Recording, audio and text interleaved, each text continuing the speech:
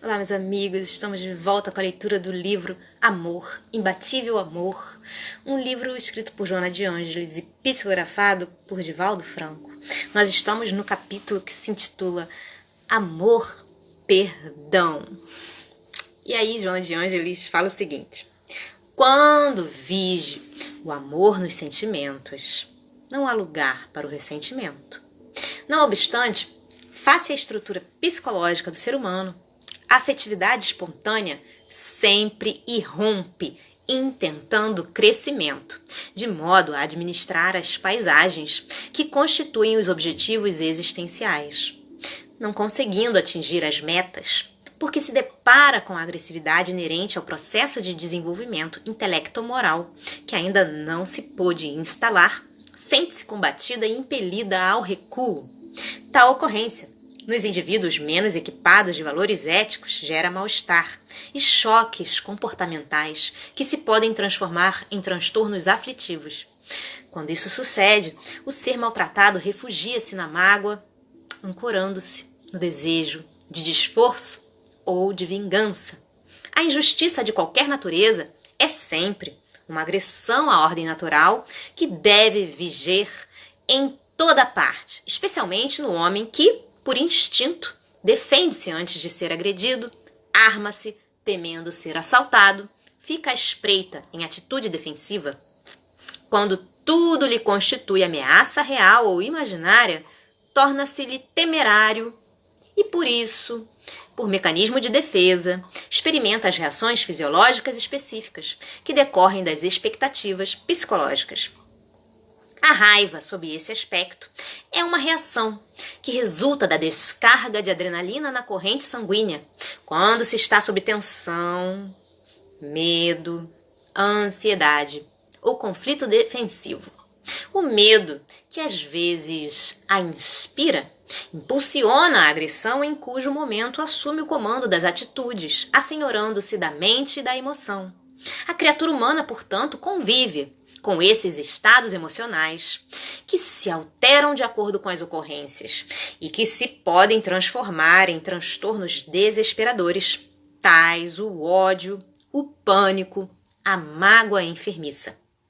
A mágoa, ou ressentimento, segundo os estudos da doutora Robin Kassarjian, instala-se nos sentimentos em razão do self, encontra-se envolto por subpersonalidades, que são as qualidades morais inferiores, aquelas herdadas das experiências primárias do processo evolutivo, tais a inveja, o ciúme, a malquerença, a perversidade, a insatisfação, o medo, a raiva, a ira, o ódio e por aí em diante. Quando alguém emite uma onda inferior, que a autora chama de subpersonalidade, a mesma sincroniza com uma faixa equivalente, que se encontra naquele contra quem é direcionada a vibração, estabelecendo-se um contato infeliz que provoca idêntica reação.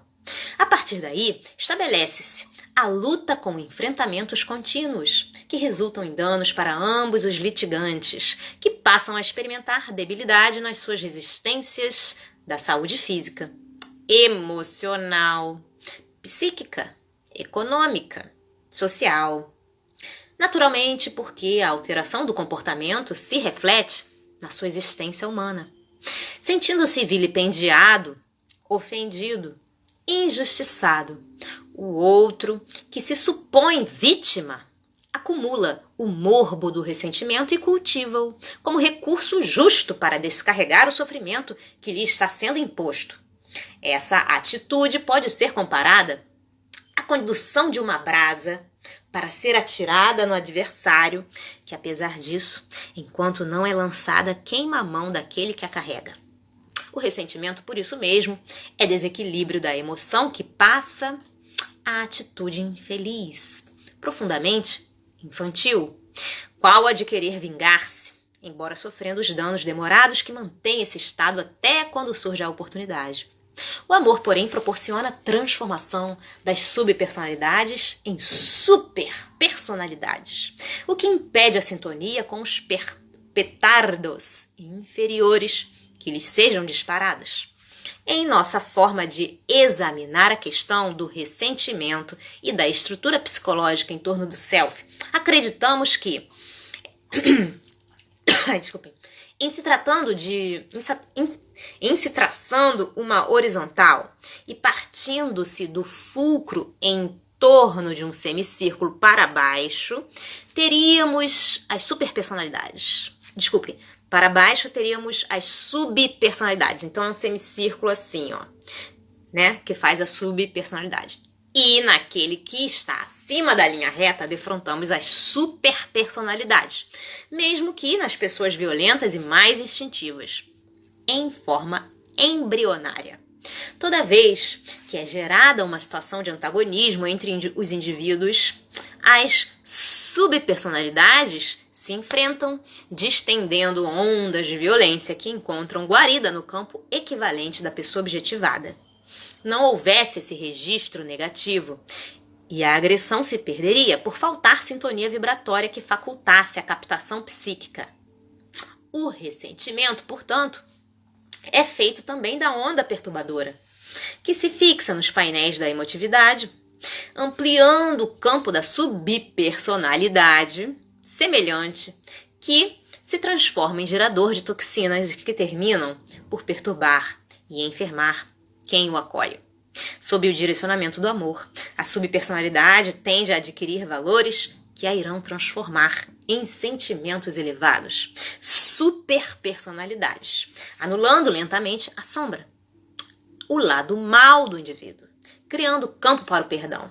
É provável que, na primeira fase, o perdão não seja exatamente o olvidar da ofensa, apagando da memória a ocorrência desagradável e malfazeja.